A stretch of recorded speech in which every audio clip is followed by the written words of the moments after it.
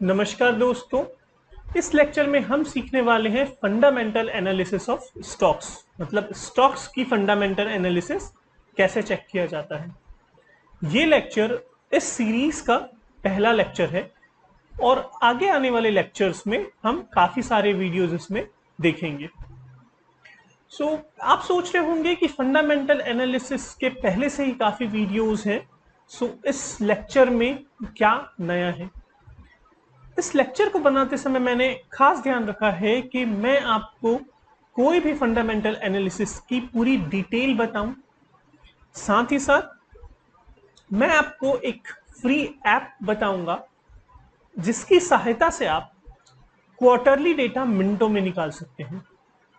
ये app generally आपको बहुत कम जगह सुनाई देगा और बहुत कम लोगों के द्वारा बताया जाएगा। इस लेक्चर में जो स्क्रीनर्स सीखने वाले हैं उसकी सहायता से आप, उसकी लॉजिक की सहायता से आप उन स्टॉक्स को आसानी से और मिनटों में फिल्टर कर पाएंगे जो कि इस पैरामीटर को वैलिडेट करते हैं। ये लेक्चर आपके लिए बहुत इंपॉर्टेंट है, तो इसके बिल्कुल मत कीजिएगा। तो अगर आप सीखने के लिए तैयार हैं तो जल्दी से कमेंट कर दीजिए I am a millionaire, because जब आपका सबकॉन्शियस माइंड ये मान लेगा कि आप मिलियनर बन सकते हैं तभी आप स्टॉक मार्केट से पैसा कमा पाएंगे। जल्दी से कमेंट कर लीजिए आई एम अ मिलियनर। और चलिए बिना देरी किए हम शुरू करते हैं आज का लेक्चर। इमेजिन कीजिए कि एक वेंडर मंथली कुछ इस तरीके का सेल, एक्सपेंसेस और प्रॉफिट करता है और साथ ही साथ अगले 2 महीने के जो फिगर्स हैं, जो अमाउंट्स हैं, वो कुछ इस तरीके के हैं। अगर आप ध्यान देंगे तो मंथ 5 और मंथ 6 में पिछले महीनों की अपेक्षा कुछ ज्यादा सेल हुआ है, बट प्रॉफिट लगभग आसपास आपको दिखाई पड़ता है। अगर हम ध्यान से कंपेयर करें तो मंथ 5 का जो सेल है वो मंथ 4 के कंपेयर में कुछ 9% का इंक्रीज हुआ है। और अगर हम मंथ 6 की बात करें मंथ 5 के कंपेयर में, लगभग 11% का ग्रोथ आपको देखने को मिलता है। चलिए अब प्रॉफिट की तरफ नजर डालते हैं। अगर प्रॉफिट की तरफ नजर डालें तो मंथ 5 का जो प्रॉफिट है वो इंक्रीज हुआ दिखता है 12% से और मंथ 6 का प्रॉफिट इंक्रीज हुआ दिखता है 18% से। सबसे पहली बात तो ये हमने गौर किया कि मंथ 5 और मंथ 6 में पिछले महीने की अपेक्षा कुछ ज्यादा सेल हुई है। बट अगर एक और जो गौर करने वाली यहां पर बात है वो ये है कि अगर सेल 9 और 11% इंक्रीज हो रहा है प्रॉफिट 12 और 18 कैसे हो सकता है, राइट? इसका इंपॉर्टेंस है और इसका जो मैं ये बोलूं सीक्रेट है वो है कॉस्ट सेविंग। जी हां, कॉस्ट सेविंग मतलब सेविंग इन एक्सपेंडिचर। अगर सीधे या सिंपल शब्दों में मैं कहूं तो ये जो वेंडर है, ये जो कंपनी है, अगर हम कंपनी की बात करेंगे तो, और हमारे एग्जांपल में जो ये वेंडर है वो अपनी सेल तो इंक्रीज कर ही रहा है, साथ साथ अपने खर्चों में भी बचौती कर रहा है, मतलब खर्चे भी कम कर रहा है। इसके कारण सेल भले ही 9% से इंक्रीज हुई बट प्रॉफिट 12% से इंक्रीज हो गया, या 11% से सेल इंक्रीज हुई तो 18% से प्रॉफिट इंक्रीज हो गया। अगर हम इस एनालिसिस को समराइज करें तो हम जानेंगे कि हमें 3 चीजें सीखने को मिलती है ग्रोथ के लिए। किसी एक वेंडर को, या अगर हम अब कंपनी की बात करना शुरू करें, अगर एक कंपनी को ग्रोथ करनी है तो उसे 3 चीजों में ध्यान देना होगा। तो वो सबसे पहला चीज क्या है? पहला चीज है इंक्रीज इन सेल्स, अपनी सेल्स में इंक्रीज करना। दूसरा चीज है कॉस्ट सेविंग। अगर कंपनी अपनी कॉस्ट में कंट्रोल कर लेती है तो भी वो ग्रोथ में जा सकती है। सिर्फ सेल इंक्रीज करके या सिर्फ एक्सपेंडिचर इन सेविंग्स करके एक कंपनी ग्रोथ नहीं जा सकती। मान लीजिए कि कंपनी ने सेलिंग तो इंक्रीज कर ली बट उसके खर्चे भी उतने ही बढ़ गए, तो क्या आपको लगता है प्रॉफिट इंक्रीज हुआ? जी नहीं, बिल्कुल नहीं। सो कंपनी को सेल तो इंक्रीज करनी है, साथ में कॉस्ट सेविंग भी करनी पड़ेगी या कॉस्ट को उस प्रपोर्शन में रखना पड़ेगा। और तीसरा जो इंपॉर्टेंट चीज है वो इंक्रीज इन प्रॉफिट है। सो किसी भी स्टॉक एनालिसिस जब हम करेंगे तो हमें फंडामेंटल एनालिसिस में जो 3 बातें देखनी है वो है, क्या इस कंपनी का सेल इंक्रीज हो रहा है, क्या इस कंपनी का कॉस्ट सेविंग हो रहा है, और क्या इस कंपनी का प्रॉफिट इंक्रीज हो रहा है क्या। अगर ये चीजें दिखाई पड़ती हैं आपको तो आप ये मान सकते हैं कि कंपनी की ग्रोथ हो रही है अच्छे से। अच्छा, हम ये जो इंक्रीज इन सेल्स या कॉस्ट सेविंग या इंक्रीज इन प्रॉफिट देखते हैं, वो अगर हम स्टॉक्स की बात करें तो वो हम मंथली बेसिस में नहीं देखते हैं, वो हम 2 पैरामीटर्स में देखते हैं। या तो हम क्वार्टर ऑन क्वार्टर बेसिस पे देखते हैं या तो हम ईयरली बेसिस में देखते हैं। जो क्वार्टर ऑन क्वार्टर बेसिस है वो हम ऐसा देखते हैं कि सपोज हम first quarter of financial year 23-24 हम देखने जा रहे हैं, तो हम उसका कंपैरिजन क्वार्टर 1 ऑफ 22-23 करेंगे। अगर दूसरे शब्दों में कहूं तो हम अप्रैल मई जून, अगर 23-24 की बात कर रहे हैं तो अप्रैल मई जून एक क्वार्टर हो गया, 3 महीने का एक क्वार्टर हो गया। सो इस क्वार्टर का कंपैरिजन हम पिछले सालों में इसी क्वार्टर मतलब अप्रैल मई जून ऑफ 22-23 से करेंगे और ये देखेंगे कि क्या कंपनी की सेल इंक्रीज हुई है क्या। साथ ही साथ एक कंपैरिजन ये भी होता है कि इसके जस्ट प्रीवियस क्वार्टर, मतलब अगर अप्रैल मई जून 23-24 है तो उसका कंपैरिजन हम जनवरी फरवरी मार्च ऑफ प्रीवियस ईयर भी हम करते हैं। ठीक है, ईयरली बेसिस भी हम कंपैरिजन करते हैं, बट ईयरली बेसिस एक डिले डेटा आपको बताता है। चलिए समझते हैं डिले डेटा का क्या मतलब है। डिले डेटा का ये मतलब है कि ईयरली जो डेटा है वो तो साल में एक बार आने वाला है। सो क्या हम साल भर का वेट करें किसी स्टॉक को लेने के लिए? अगर हम ऐसा करेंगे तो हो सकता है कि जो स्टॉक हम क्वार्टरली बेसिस को ट्रैक करके हम ले सकते थे वो हमें साल के अंत में समझ में आएगा कि हाँ भाई ये स्टॉक ले लेना चाहिए था तब। इसीलिए मोस्ट ऑफ द टाइम जो इन्वेस्टर्स होते हैं वो फंडामेंटल एनालिसिस में क्वार्टर ऑन क्वार्टर को ज्यादा तवज्जो देते हैं, ज्यादा इंपॉर्टेंस देते हैं। ठीक है, चलिए अब हमने बेसिक बैकग्राउंड तो सीख लिया, अब हम चलते हैं रियल टाइम स्टॉक्स की एनालिसिस करने के लिए। ये सबसे पहला जो स्टॉक एनालिसिस या आप क्वार्टरली डेटा देख रहे हैं, सांघवी मूवर्स का क्वार्टरली डेटा। हमारे पास क्वार्टरली डेटा है मार्च 21 से लेके मार्च 24 तक का। मोस्टली जब आप स्टॉक एनालिसिस करेंगे और क्वार्टरली डेटा का एनालिसिस करेंगे, आपको इंपॉर्टेंस देनी है कुछ रिसेंट क्वार्टर्स का as compare to the old quarters, क्योंकि ये क्वार्टर्स ऑलरेडी जा चुके हैं और इसका इंपैक्ट ऑलरेडी स्टॉक चार्ट में या स्टॉक ग्रोथ में या डिक्लाइन में ऑलरेडी आ चुका होगा। अभी आपको जो फोकस करना है या जो ट्रैक करना है वो ये करना है कि इस स्टॉक का रिसेंट ट्रेंड या इस स्टॉक के डेटा या स्टॉक चार्ट का, स्टॉक सेल्स का, प्रॉफिट्स का या जो भी एनालिसिस आप कर रहे हैं उसका रिसेंट ट्रेंड क्या है, ताकि आप आगे आने वाली ग्रोथ को कैप्चर कर सके, टैप कर सके। हम कंपेयर कर रहे हैं रिसेंट के कुछ 3-4 क्वार्टर का। जैसे कि हमने सीखा कि हर क्वार्टर का कंपैरिजन उसके पिछले सालों के सेम क्वार्टर से होता है। सिमिलरली हमने मार्च 24 की जो सेल्स है 165, उसको कंपेयर किया मार्च 23 की सेल्स जो कि है 127। अगर आप इसको कंपेयर करेंगे तो आप पाएंगे कि इस स्टॉक की जो सेल्स है या इस कंपनी की सेल्स है, इस कंपनी की सेल्स ऑब्वियसली नॉट स्टॉक की सेल, तो इस कंपनी की सेल जो है वो पिछले साल के उसी क्वार्टर से लगभग 30% इंक्रीज हुआ है। और वैसे ही दिसंबर की जो सेल्स है 167, वो दिसंबर 22 की सेल से कुछ 37% 37% इंक्रीज हुआ है, और सिमिलरली सितंबर 23 का जो सेल्स है वो इंक्रीज हुआ है 28% से। सो अगर हम ऑन एन एवरेज बात करें तो 28 से 30% की रेंज में इस कंपनी का क्वार्टरली प्रॉफिट, इस क्वार्टरली सेल्स इंक्रीज हो रहा है।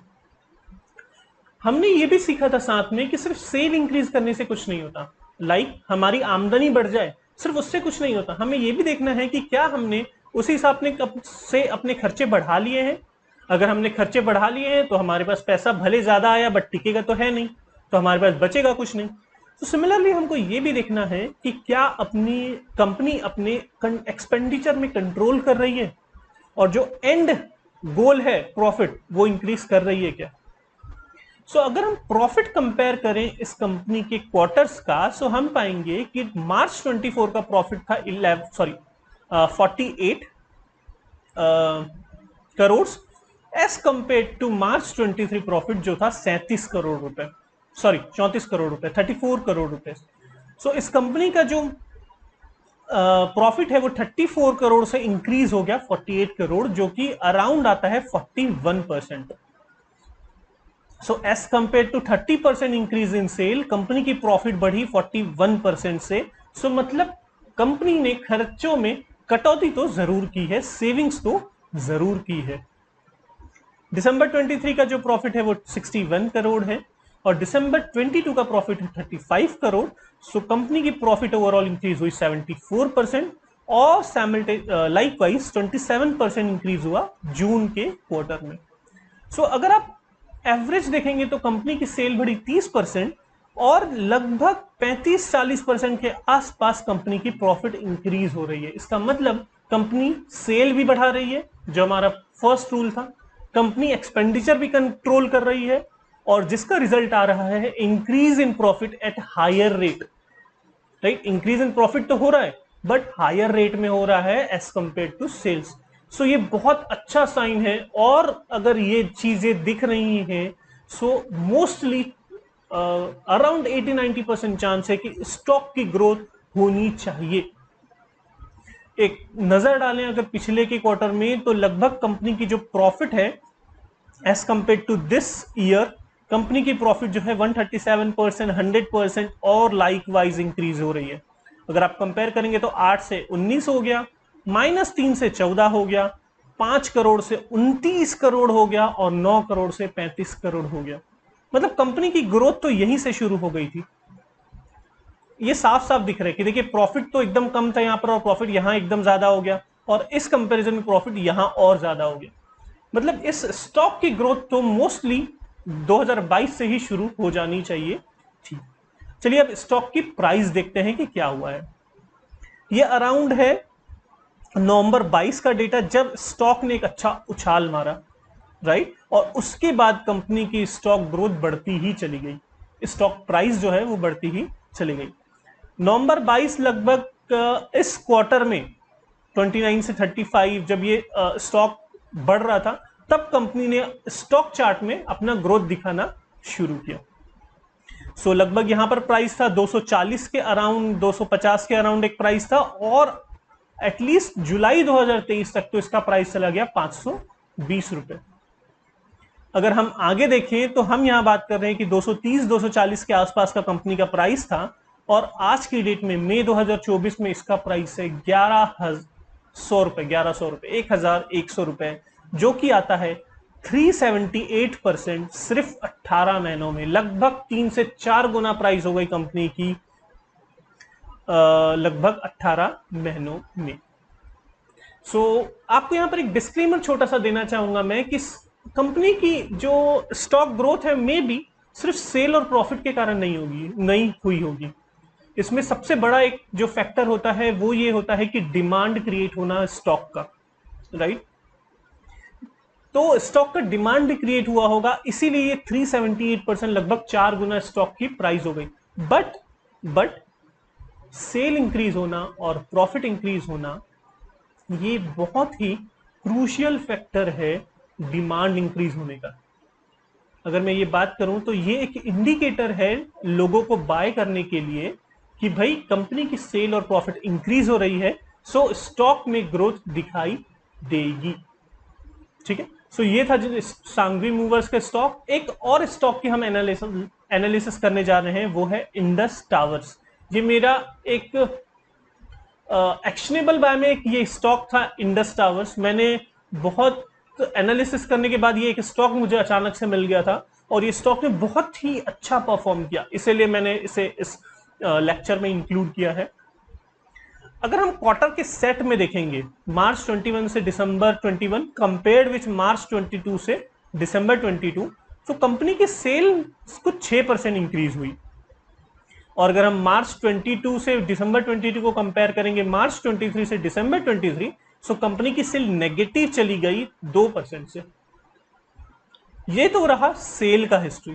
बट अगर प्रॉफिट का हिस्ट्री देखें तो प्रॉफिट जो है वो -58% हो गया मार्च 21 के से दिसंबर 21 से मार्च 21 से दिसंबर 22।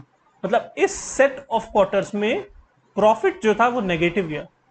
बट इस क्वार्टर के सेट में क्या हुआ, सेल तो माइनस में गया बट कंपनी ने इतना अच्छा कॉस्ट कंट्रोल किया कि कंपनी की जो प्रॉफिट है वो 126% से ओवरऑल इंक्रीज हुई। राइट? अगर हम इसमें देखें तो 1800 से 1400 कम ही है, 477 से 1300 1348, डबल से भी ज्यादा, आई बिलीव अराउंड डबल। 800 से हो गया 1500, -708 से हो गया 1853, सॉरी 1540। बहुत बहुत अच्छा ग्रोथ है। और यहां जब नेगेटिव से प्रॉफिट में इंक्रीज हुआ ना, तब तो बहुत ज्यादा अच्छा था, क्योंकि ये 3 क्वार्टर बहुत क्रूशियल थे। क्योंकि यहां नेगेटिव प्रॉफिट था, सडनली प्रॉफिट इंक्रीज हुआ और उसको मेंटेन रखा, 1300 के लेवल में ही रखा। सो ये बहुत अच्छा इंडिकेशन था एक स्टॉक अप मूव का। और चलिए अब हम स्टॉक की चार्ट देखते हैं। सो ये मार्च 23 का जो पब्लिकेशन था वो हुआ 26 अप्रैल 2023 को। और 26 अप्रैल 2023 को क्या हुआ देखिए, 28 अप्रैल को एक ये जो स्टॉक है वो देखिए सडनली गिर रहा था, एक अच्छा सा जंप देखने को मिला आपको। यहां थोड़ा कंसोलिडेट हुआ, इस लेवल पे आया और फिर स्टॉक ने अपना मूव देना शुरू किया। इस स्टॉक की लगभग प्राइस थी 150-140 के आसपास कुछ होगी और 2024 में इसकी प्राइस हुई 217 रुपए। और आज जो 4 जून 2024 है उसको उस समय इसकी प्राइस है 341 रुपए। सो लगभग 155-160 से सीधा 341 रुपए जंप मारा, लगभग 100%, 120% का आपको जंप देखने को मिलता है सिर्फ इस स्टॉक के प्रॉफिट इंक्रीज होने के कारण। भले ही सेल इंक्रीज नहीं हुई बट कंपनी ने इतना अच्छा कॉस्ट कंट्रोल किया कि इसकी प्रॉफिट इंक्रीज हो गई। सो इससे एक चीज हमें समझ में आती है कि हमें दोनों चीज क्रूशियल है, सेल्स भी है, बट अगर सेल्स नहीं है बट कंपनी ने इतना अच्छा कंट्रोल किया अपने कॉस्ट को कि प्रॉफिट इंक्रीज हो गई।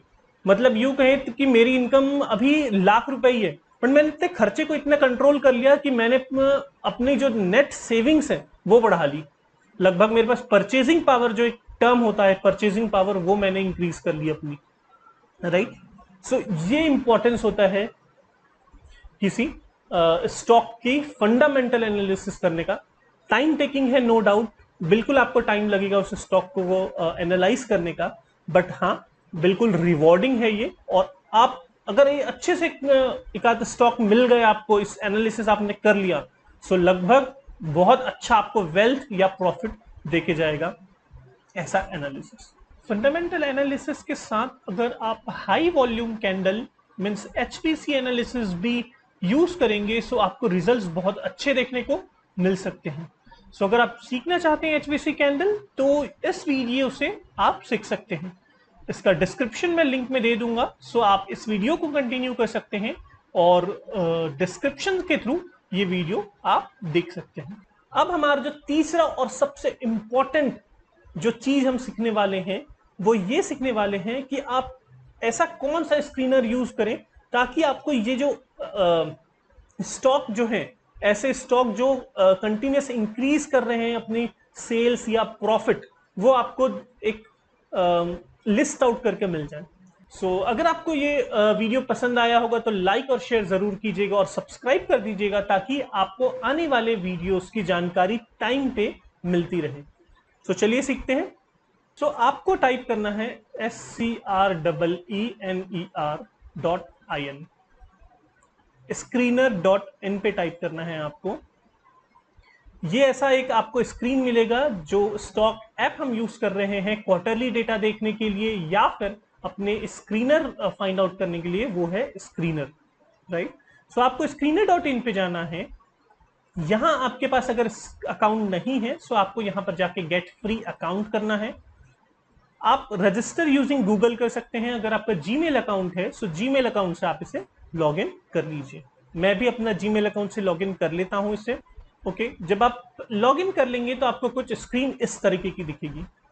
आपको जाना है सर्च फॉर कंपनी। अगर आपको किसी कंपनी के क्वार्टरली डेटा देखने हैं यहां पर जाके आपको सिर्फ उस कंपनी का नाम लिखना है, जैसे कि सांघवी मूवर्स। आप सांघवी मूवर्स में गए, उसके बाद यहां पर आपको दिखेगा एक क्वार्टर्स। अगर आप यहां पर क्लिक करेंगे आपको क्वार्टरली डेटा दिखना शुरू हो जाएगा with sales, expenditure and profit and everything. ठीक है। इस तरीके से हम किसी स्टॉक के क्वार्टरली डेटा को देख सकते हैं और उसकी एनालिसिस कर सकते हैं। और जो हम ये सीखने वाले हैं कि स्टॉक एनालिसिस या फिल्टर आउट कैसे करें स्टॉक्स को, उसके लिए आपको वापस जाना है स्क्रीन पे, स्क्रॉल करना है नीचे जाके और यहां पर करना है शो ऑल स्क्रीन्स। यहां शो ऑल स्क्रीन करने के बाद आपको यहां पर सर्च करना है नेक्स्ट बिग इन्वेस्टर .com। क्या आपको सर्च करना है नेक्स्ट बिग इन्वेस्टर .com और यहां पर करना है सर्च। सर्च करने की थोड़ी देर बाद आपको एक स्क्रीन दिखेगा जो मैंने बनाया है, quarter on quarter profit growth next big investor .com, companies with good profit growth. यहां पर आपको करना है यहां क्लिक, राइट।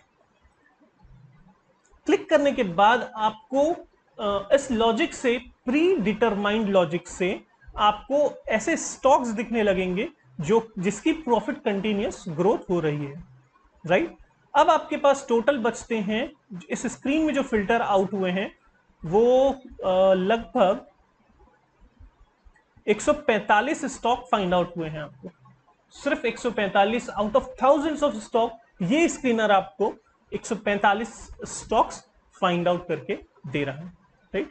अब आपको थोड़ी मेहनत करनी है इन स्टॉक्स में से एक एक करके ये देखने का कि किसका प्रॉफिट जो है वो रिसेंटली ग्रोथ हो रहा है as compare to previous quarter. जैसे कि अगर हम इसकी बात करें तो 22 से 30 हो गया, 20 से 28 हो गया, 18 से 25 हो गया।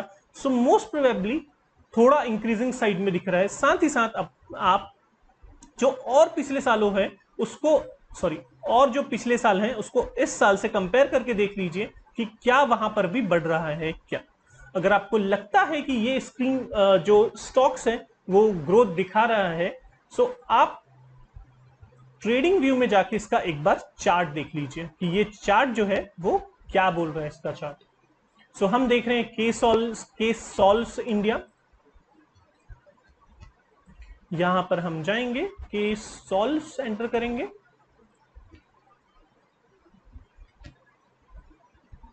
अगर हम डेली डेटा देखें ये स्टॉक ने ऑलरेडी अप्रैल 23 में एक अच्छी ग्रोथ दिखाई है। 505 का सीधा डबल हो गया, डबल से भी ज्यादा हो गया मोस्ट प्रोबेबली, तो 1400 हो गया। अप्रैल 23 की बात है। अप्रैल 23 में लगभग प्रॉफिट जो ग्रोथ है वो देखते हैं। यहां पर 4 से लगभग 7 डबल हो गया था, 5 से 7 हो रहा है और यहां पर भी काफी अच्छा ही प्रॉफिट ग्रोथ देखने को मिला।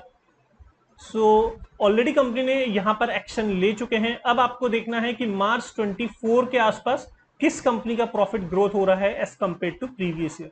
मोस्टली आपको यह ध्यान देना है कि किस कंपनी का यहां से प्रॉफिट डिक्लाइन हो रहा था और यहां से प्रॉफिट ग्रोथ होना शुरू हो रहा है। मतलब वो जो कंपनी है वो रिसेंट क्वार्टर से अगर एक्शन में आ रही है उस कंपनी में और उस स्टॉक में आपको ध्यान देना है। सो होप आपको ये वीडियो पसंद आया होगा।